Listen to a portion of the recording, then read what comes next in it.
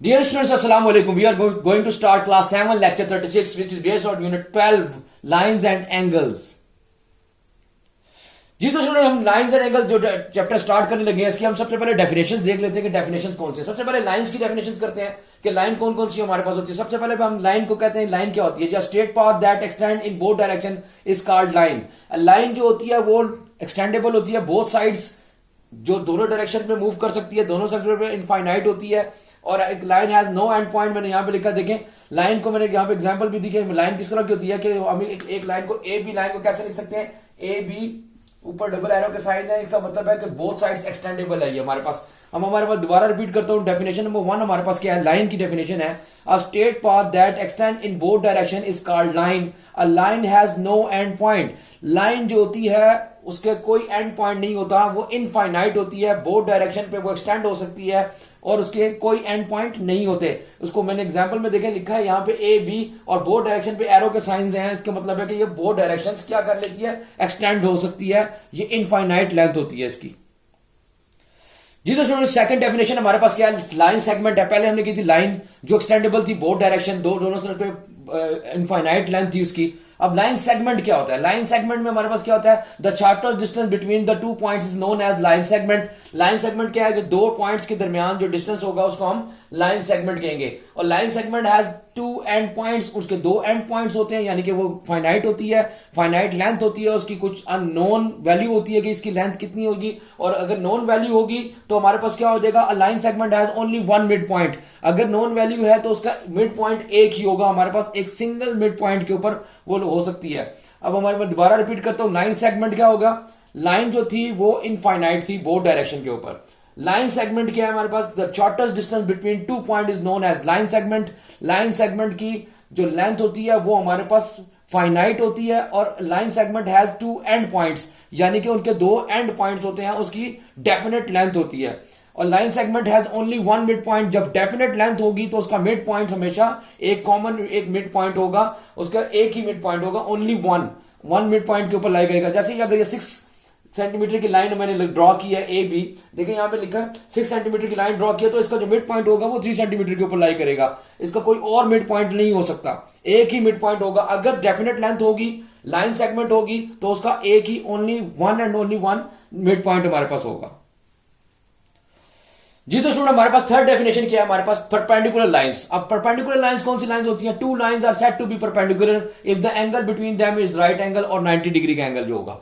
अब हमारे पास परपेंडिकुलर क्या होंगी? जो ईच अदर एक दूसरे को 90 के एंगल के ऊपर कट कर रही होंगी, वो लाइंस क्या कहलाएंगी? हमारे पास परपेंडिकुलर लाइन कराएंगी। अब हमारे पास परपेंडिकुलर का साइन क्या होता है? मैंने देखे यहां पे लिखा है ए बी परपेंडिकुलर। परपेंडिकुलर का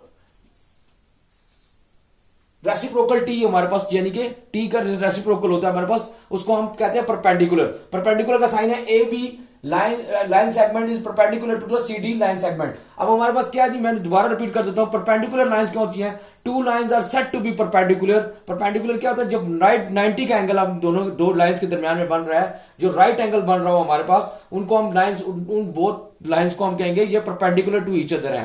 तो two lines are said to be perpendicular if the angle between them is right और 90 डिग्री। और ये ए बी यहां पे देखिए मैंने बनाया है, ए बी और सी डी जो है आपस में परपेंडिकुलर हैं, क्योंकि ये एक दूसरे के साथ 90 के एंगल ड्रॉ कर रहे हैं।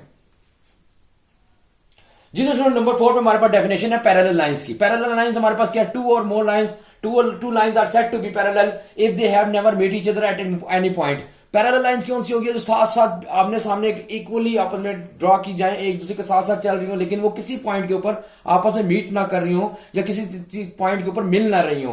पैरेलल पॉइंट हमारे पास क्या? सबसे बेस्ट एग्जांपल पैरेलल पॉइंट के हमारे पास है जो रेलवे ट्रैक्स हैं, दो लाइंस हैं, वो दोनों पास थ्रू एक दूसरे के एक आमने सामने ईच अदर चलती हैं, लेकिन वो एक दूसरे से किसी भी पॉइंट के ऊपर मीट नहीं करती। तो ऐसी लाइन जो आपस में चल रही हो और कहीं पे कहीं मीट ना कर रही हो, ऐसी लाइन को हम कहते हैं पैरेलल लाइंस। अब पैरेलल लाइंस मैंने देखा यहां पे दिया एग्जांपल, बेस्ट एग्जांपल हमारे पास जो है वो रेलवे ट्रैक है हमारे पास। Two lines are said to be parallel if they have never meet at any point, वो पैरेलल लाइंस होती है। और रेलवे ट्रैक इसकी सबसे बेस्ट एग्जांपल है। और ए बी और सी डी अगर मैं इसको लिखना चाहूं तो पैरेलल का साइन क्या होगा हमारे पास? टू लाइंस हमारे पास parallel, A B lines is parallel to C D lines, ये पैरेलल का साइन हमारे पास आ जाएगा इसके। जी तो स्टूडेंट नंबर 5 पे हमारे पास डेफिनेशन क्या है? नेक्स्ट डेफिनेशन है हमारे पास ट्रांसवर्सल लाइंस। ट्रांसवर्सल लाइंस कौन सी लाइंस होती हैं जी हमारे पास? A line that cut two और more lines at different point known as transversal line. अब हमारे पास एक लाइन, ऐसी लाइन जो कट कर रही हो एक लाइन को, टू और मोर लाइंस को डिफरेंट पॉइंट के ऊपर। जैसे देखें ये दो लाइंस ए बी और सी डी दो लाइंस हैं और ई एफ जो है उसको कट कर रही है डिफरेंट पॉइंट्स के ऊपर, एक इस पॉइंट के ऊपर और एक इस पॉइंट के ऊपर। देखें इस दो पॉइंट डिफरेंट पॉइंट्स के ऊपर इनको क्या कर रही है? कट कर रही है। ये लाइन ई और एफ जो है, ऐसी लाइंस को हम कहते हैं ट्रांसवर्सल लाइंस। दोबारा रिपीट कर रहा हूं, उसको डेफिनेशन क्या है हमारे पास? A line that cut two और more lines at different point known as transversal line. हमारे पास क्या, कौन सी ट्रांसवर्सल लाइन है? हमारे पास ई और एफ जो है ये ट्रांसवर्सल लाइन है जो कट कर रही है डिफरेंट पॉइंट के ऊपर ए बी और सी डी को। जी तो स्टूडेंट हमारे पास नेक्स्ट डेफिनेशन क्या है? एंगल की डेफिनेशन हमने लिखनी है। क्या है एंगल? कैसे बनते फॉर्म होता है? एंगल फॉर्म होता है, angle is form by the two different rays starting from the same point. हमारे पास दो रेज जो एक पॉइंट से स्टार्ट हो, जिनका एंड पॉइंट एक हो, वहां से स्टार्ट होगा तो हम क्या ड्रॉ कर लेंगे? एक एंगल बन जाएगा हमारे पास। जैसे मैंने यहां पे देखे फिगर में बनाया कैसे, ये स्टार्टिंग पॉइंट है दोनों रेज का। देखें ये दो रेज हैं, एक रे ये है और एक ये रे है। हमारे पास दो रेज का स्टार्टिंग पॉइंट, यानी कि ये जो पॉइंट है हमारे पास, जो पॉइंट है जहां से स्टार्ट हो रही है रेज, इसको दो रेज जो हमारे पास स्टार्ट होंगी सेम पॉइंट के ऊपर से, तो हम उसको क्या कहेंगे? वो एंगल ड्रॉ कर देंगे। द स्टार्टिंग पॉइंट ऑफ रे, जो स्टार्टिंग पॉइंट है इन दोनों का, ये पॉइंट है, इसको हम क्या कहेंगे? ये वर्टेक्स कहलाएगा। हमारे पास क्या कहलाएगा? ये वर्टेक्स कहलाएगा। और इन दोनों के दरमियान में जो बनेगा वो एंगल होगा। और ये जो दोनों इसके ये जो दोनों साइड्स हैं ये इसकी आर्म्स कहलाएंगी। ये क्या कहलाएंगी? आर्म्स कहलाएंगे। दोबारा रिपीट कर देता हूं, angle is form by two different rays starting from the same point. The starting point of the rays called vertex and the two rays known as arms. हमारे पास जो उसकी स्टार्टिंग पॉइंट है वो वर्टेक्स कहलाएगा, जो दोनों उसकी रेज हैं वो आर्म्स कहलाएंगी, और जो उनके दरमियान में बनेगा वो क्या बनेगा? हमारे पास एंगल ड्रॉ हो जाएगा हमारे पास।